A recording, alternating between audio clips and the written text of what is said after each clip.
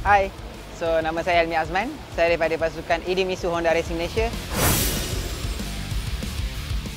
Saya kali ini berlumba dengan dua teammate saya iaitu Syarifudin Azman dan juga Khairul Pawi. Tapi saya bukan nak cerita tentang diorang, saya nak cerita tentang motor saya.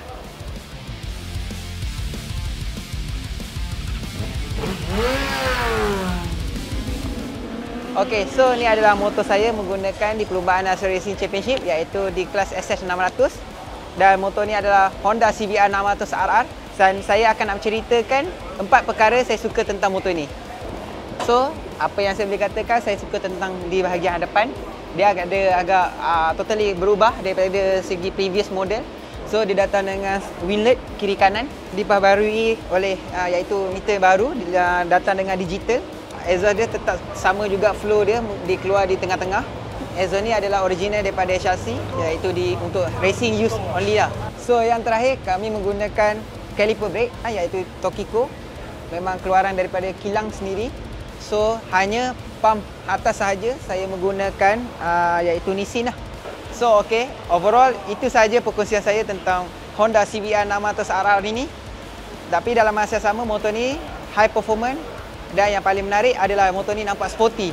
So, jangan lupa korang terjah grip pula.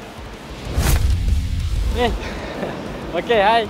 Saya Khairul Pawi dan pada tahun ni saya kembali balik kepada Honda Racing Malaysia.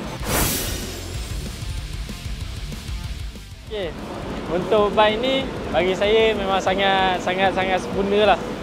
Sebab saya dah ride motor ni daripada saya training dulu daripada 2016 sampai ke 2025 memang saya selesa lah dengan motor ni. Hai, saya Syarifudin Azman atau lebih dikenali sebagai Damo. Kita boleh lihat pada round yang pertama saya berjaya mendapat pole position dan saya sangat happy dengan performance jentera, performance team dan juga kerja sepasukan saya yang sangat baik. Saya yakin tahun ini kita mampu mencabar kejuaraan di Asia Road Racing. Kepada anda semua, jangan lupa support kami pada tahun ini. Let's go! A very warm welcome back to Sepang. It's the Idemitsu FIM Asia Road Racing Championship. 10 laps of the track. Red lights are out. Super Sport 600 is a go. Raceman, strategi saya memang cuba nak attack dan juga untuk nak fokus pada low lap penalty tu untuk nak recover balik. Tapi malangnya agak sukar untuk saya untuk nak orang kata recover dan dah bila saya sampai balik dalam grup pun saya tak dapat ada extra untuk saya nak terus memotong mereka walaupun saya nampak podium tu hanya di depan mata. So saya yakin dengan diri saya dan race 2 saya cuba untuk comeback. So apa pun saya try untuk coming better, lap by lap saya try konsisten dengan lap time saya. Saya just fokus race pace saya. So alhamdulillah semuanya orang kata berjalan dengan lancar. Ya, of course kemenangan ni adalah kemenangan pertama untuk saya pada musim ini. So apa pun saya akan tekan positif dan juga kekalkan momentum saya untuk sekarang. So dalam masa yang sama saya just fokus setiap race untuk pastikan berada di atas podium dan juga target untuk menang.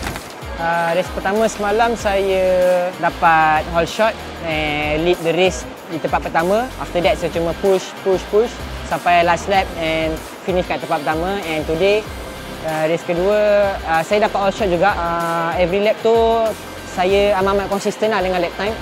And finally dapat tempat pertama lagi. So syukur alhamdulillah. Harapnya ni pencetus semangat. So harapnya lepas ni saya akan cuba sehabis baik saya lah dan cuba konsisten berada di atas podium.